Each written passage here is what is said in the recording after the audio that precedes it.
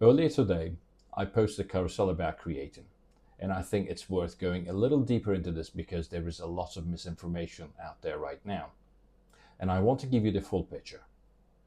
Hey, I'm Jim Freak.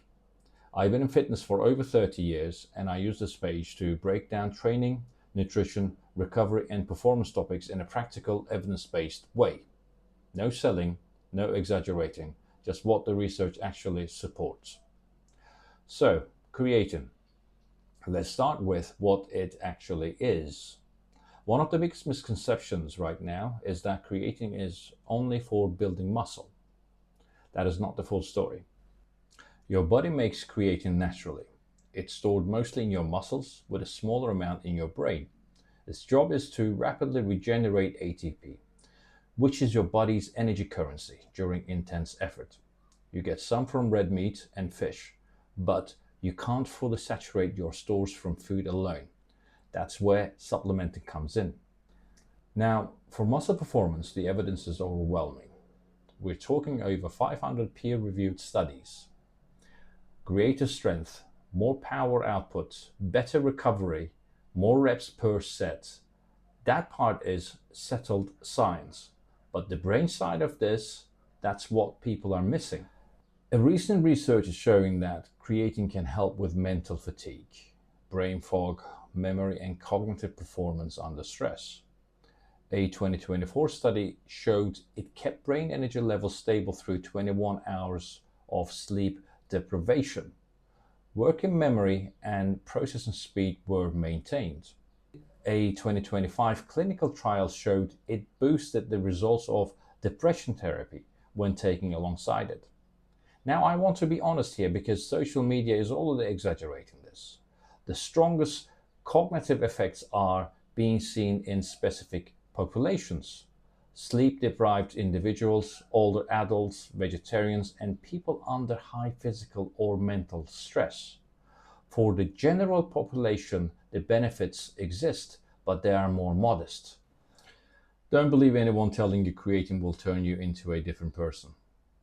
That's not what the evidence is showing. And now the dosage. Here's how I think about it. If you're starting out, 5 grams a day is solid. Consistent with food, every day you feel it within 3 to 4 weeks as your stores fill up. If you're more experienced and train hard consistently, somewhere between 8 and 10 grams daily is more reasonable. That dose also starts to move the needle for the brain benefits, since creatine doesn't cross the blood-brain barrier easily and you need higher amount to actually raise brain creatine levels. Some people experiment with 15 to 20 grams. That's also out there, particularly in certain clinical and cognitive protocols. I'm not telling you that's where you need to be. The evidence doesn't fully support that for general use yet. And loading. I'm going to be straightforward. I don't rate it.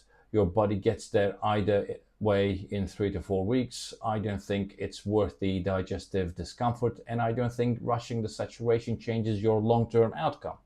Skip it. Just be consistent. One thing that gets ignored is hydration. Creatine increases intercellular water storage. Fluid is drawn into your muscle cells. If your overall hydration is poor and if your sodium and potassium intake are off, you're going to feel flat taking it.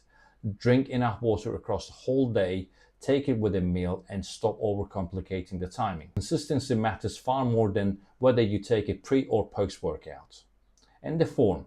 Creatine monohydrate, still the most researched, still the best value. Nothing that comes after it has been proven to outperform it in independent trials. Don't pay more for something that hasn't beaten the original. Creatine is one of the few supplements with genuinely strong evidence behind it for performance and increasing for brain health and recovery. But like any tool, it only works when the fundamentals are in place. That are training, sleep, nutrition, hydration. It's not a shortcut, it's a multiplier. The carousel I posted earlier breaks all of this down visually. Save it for reference, and if you got questions, drop them in the comments. or DM me. I read everything. See you on the next one. Thank you.